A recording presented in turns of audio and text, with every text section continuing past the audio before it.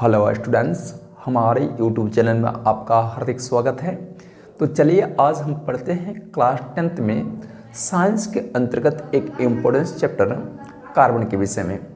तो आज हम लोग का कार्बन चैप्टर में जो टॉपिक्स होगा वो देखिए किसके बारे में होगा, कार्बन यौगिक के विषय में होगा। समझ पा रहे हैं? तो जैसे कि आप लोग कार्बन चैप्टर में पढ़ते हैं कि कार्बन एक ऐसा तत्व है जिनके यौगिकों की कुल संख्या 3 मिलियन अथवा 30 लाख से भी अधिक होती है। देखिएगा, ये 30 लाख या 3 मिलियन वह बड़ी से बड़ी राशि है कि अगर हम लोग कार्बन को एक तरफ रखें और बाकी अन्य तत्वों को एक तरफ रख दें तो कार्बन के यौगिकों की कुल संख्या बाकी अन्य सभी तत्वों के यौगिकों की कुल संख्या से भी बहुत अधिक होती है। लगभग में अनुमान लगाया जाता है कि बाकी अन्य सभी तत्वों के यौगिकों की कुल संख्या मात्र 50 से 60 हजार के आसपास में है। ठीक है, जबकि कार्बन के अकेले यौगिकों की संख्या 30 लाख से अधिक है। तो आप समझ सकते हैं कि कार्बन किस प्रकार से बाकी अन्य तत्वों से अलग है। ठीक है, तो यहाँ हम लोग देखेंगे कि कार्बन के ये जो यौगिक हैं उनको हम लोग अध्ययन सुविधा के लिए क्या करते हैं, 2 वर्गों में बांट देते हैं। एक होता है संतृप्त कार्बन यौगिक और दूसरा वर्ग जो होता है उसका असंतृप्त कार्बन यौगिक होता है। तो आपको यहाँ पर समझना है कि ये संतृप्त कार्बन यौगिक किसे कहेंगे और असंतृप्त कार्बन यौगिक किसे कहेंगे। तो ख्याल रखिएगा, ऐसा कार्बन यौगिक जिसमें कार्बन परमाणु के बीच में हमेशा और हमेशा एकल बंधन या सिंगल बॉन्ड देखने को मिले। कहीं पर भी आपको कार्बन परमाणु के बीच में डबल बॉन्ड या फिर ट्रिपल बॉन्ड नहीं दिखेंगे, केवल और केवल दिखेंगे एकल बॉन्ड या फिर कह सकते हो एकल बंधन दिखेंगे। ठीक है, तो संतृप्त कार्बन यौगिक की परिभाषा दोगे कि ऐसे कार्बन यौगिक जिसमें कार्बन परमाणु हमेशा और हमेशा एकल बंधन में ही जुड़े होते हैं वो क्या कहलाते हैं, संतृप्त कार्बन यौगिक कहलाते हैं। फॉर एग्जाम्पल में आप संतृप्त कार्बन यौगिक के एग्जाम्पल में क्या लिख सकते हो, इसके अनेक सारे उदाहरण हैं। उसमें से पहला नाम मेथेन का आता है जिसका आणविक सूत्र होता है CH4।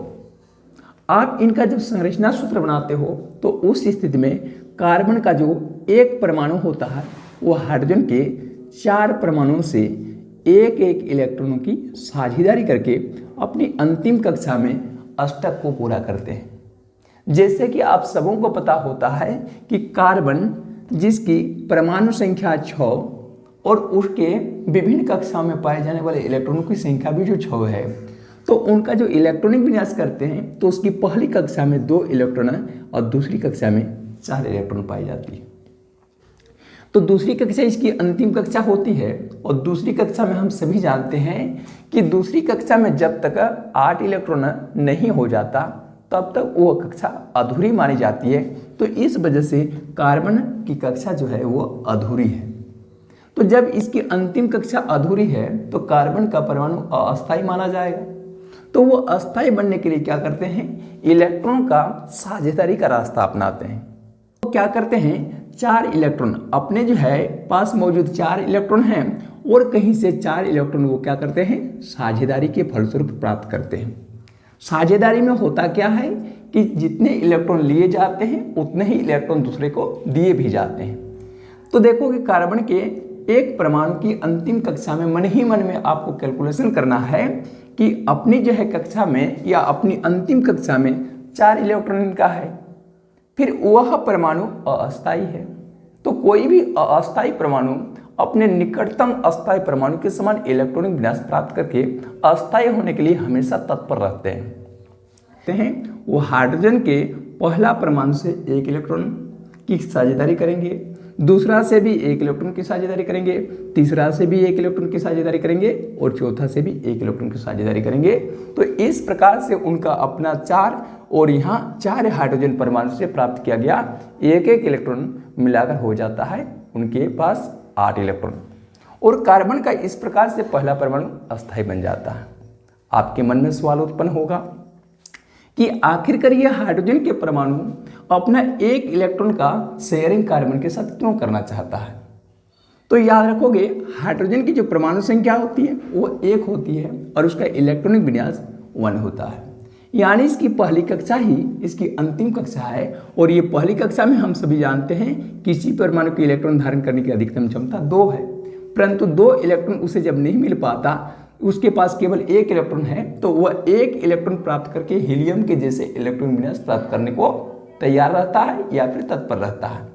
तो इस वजह से इसमें हाइड्रोजन को भी फायदा है, क्योंकि हाइड्रोजन को भी अस्थायी बनने का एक मौका मिलता है।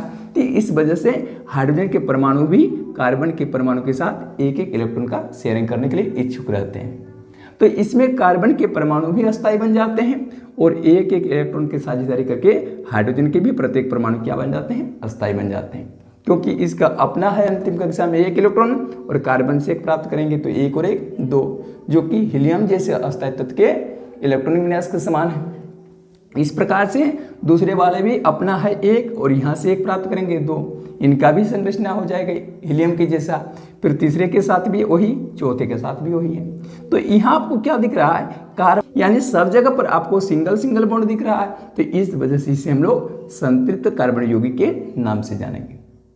संतृप्त कार्बन यौगिक के और भी बहुत सारे उदाहरण हैं। मेथेन के बाद अगला उदाहरण आप एथेन का ले सकते हैं। तो एथेन का आणविक सूत्र जो होता है वो C2H6 होता है। इनकी भी संरचना सूत्र में देखोगे तो कार्बन के जो 2 परमाणु होंगे वो एक दूसरे से एक एक जोड़ी इलेक्ट्रॉन की साझेदारी करेंगे।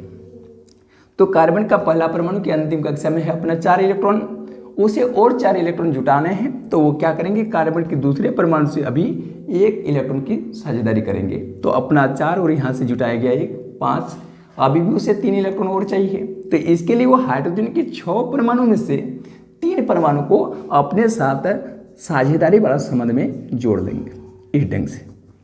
ठीक है, तो कार्बन का अपना है 4, यहाँ से प्राप्त करेंगे 5, यहाँ से 6, यहाँ से 7 और कार्बन के दूसरे परमाणु से 8, और इस तरह से कार्बन का पहला परमाणु अस्थायी बन जाएगा। साथ ही साथ में इससे जुड़ा हुआ हाइड्रोजन के जो 3 परमाणु हैं वो भी एक एक इलेक्ट्रॉन की साझेदारी करके क्या करेंगे, हीलियम के जैसे इलेक्ट्रॉनिक विन्यास प्राप्त करेंगे और वह अस्थायी हो जाएंगे। अब रही बात कार्बन का दूसरा परमाणु अभी तक अस्थायी नहीं बना है। क्यों? क्योंकि इसकी अंतिम कक्षा में अपना 4 इलेक्ट्रॉन है और वो कार्बन के पहले परमाणु से 1 इलेक्ट्रॉन को साझेदारी के फलस्वरूप प्राप्त करेंगे। तो 4 के 5 और 5 इलेक्ट्रॉनों से कोई भी परमाणु अस्थायी नहीं होता है, उसे और 3 इलेक्ट्रॉन चाहिए होता है। तो वो 3 इलेक्ट्रॉन की व्यवस्था कहाँ से करेंगे, तो इसके लिए वो हाइड्रोजन के 6 परमाणु में से तो हम लोग 3 परमाणु इस्तेमाल किए हैं, बाकी बचे हुए हैं 3 परमाणु। तो वह कार्बन का दूसरा परमाणु अपने साथ 3 हाइड्रोजन परमाणु को एकल बंधन में जोड़ेंगे और एक एक इलेक्ट्रॉन की साझेदारी करके अपने अष्टक को पूरा कर लेंगे। तो इस तरह से कार्बन के दूसरे परमाणु भी अस्थायी हो जाएंगे और दूसरे परमाणु से जुड़ा हुआ हाइड्रोजन के 3 परमाणु भी अस्थायी बन जाएंगे। तो इस तरह से हम लोग एथेन का जो जगह पर आपको सिंगल बॉन्ड ही दिख रहा है, एकल बंधन दिख रहा है, कहीं पर भी द्विक बंधन या फिर डबल बॉन्ड या फिर त्रिक बंधन या ट्रिपल बॉन्ड नहीं दिख रहा है। तो इस वजह से मेथेन हो या एथेन हो वो संतृप्त कार्बन यौगिक के उदाहरण कहलाएंगे। संतृप्त कार्बन यौगिक के और भी उदाहरण ले सकते हो। जैसे तीसरा एग्जाम्पल के तौर पर आप क्लोरोएथेन को भी ले सकते हो। क्लोरोएथेन जिसका आणविक सूत्र होता है C2H5Cl। इसमें देखोगे कार्बन के 2 परमाणु होते हैं इस तरह से अगल बगल में जुड़े हुए। तो कार्बन के पहला परमाणु के अंतिम कक्षा में अपने 4 इलेक्ट्रॉन हैं, वह कार्बन के दूसरे परमाणु से 1 इलेक्ट्रॉन की साझेदारी करेंगे। तो 4 के 5 हो जाएगा और फिर बाकी 3 इलेक्ट्रॉनों के लिए वो हाइड्रोजन के 3 परमाणु का इस्तेमाल कर लेंगे।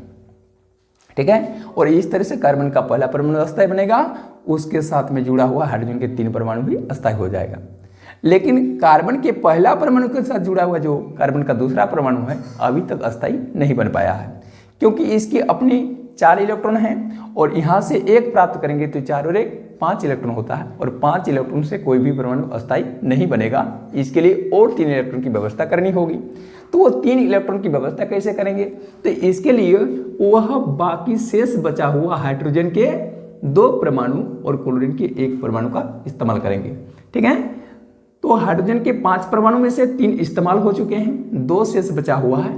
तो वह 2 परमाणु कार्बन के साथ क्या करेंगे, या कार्बन के दूसरे परमाणु के साथ एक एक इलेक्ट्रॉन की साझेदारी करेंगे।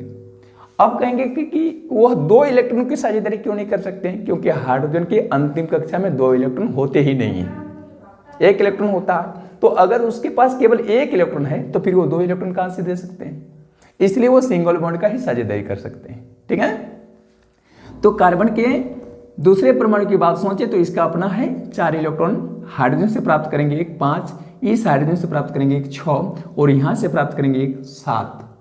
अभी भी उसे क्या चाहिए, और 1 इलेक्ट्रॉन चाहिए। तो 1 इलेक्ट्रॉन के लिए वो निर्भर रहेगा क्लोरीन के परमाणु पर, तो क्लोरीन के परमाणु के साथ वो 1 इलेक्ट्रॉन की साझेदारी कर लेंगे। तो इस तरह से कार्बन के दूसरे परमाणु की संयोजकता भी संतुष्ट हो जाएगी, या उसका भी अष्टक पूरा हो जाएगा। अब रही बात कि क्लोरीन आखिर 1 इलेक्ट्रॉन की साझेदारी करने के लिए तैयार क्यों है, तो क्लोरीन की परमाणु संख्या आप सभी जानते हैं 17 होता है, इलेक्ट्रॉन मिला 2 8 7 होता है। तो उसकी जो अंतिम कक्षा है उसमें जब तक 8 इलेक्ट्रॉन नहीं आ जाते हैं तो ये परमाणु को अस्थायी नहीं माना जाएगा। तो उसमें और 1 इलेक्ट्रॉन की कमी है, तो उस 1 इलेक्ट्रॉन के चक्कर में वो क्या करते हैं, कार्बन के साथ सिंगल बॉन्ड बनाने के लिए राजी हो जाते हैं। ठीक है, तो इस प्रकार से यहाँ पर क्लोरोएथेन का संरचना सूत्र हमें प्राप्त हो गया। इस संरचना सूत्र में देखिए हर जगह पर आपको केवल एक एक जोड़ी इलेक्ट्रॉनों की साझेदारी दिख रही है, या फिर हर एक जगह पर आपको एकल बंधन दिख रहा है। तो एकल बंधन जब भी दिखे तो समझ जाना कि वह यौगिक संतृप्त कार्बन यौगिक है। ठीक है, तो इस तरह से और भी बहुत सारे उदाहरण लिए जा सकते हैं।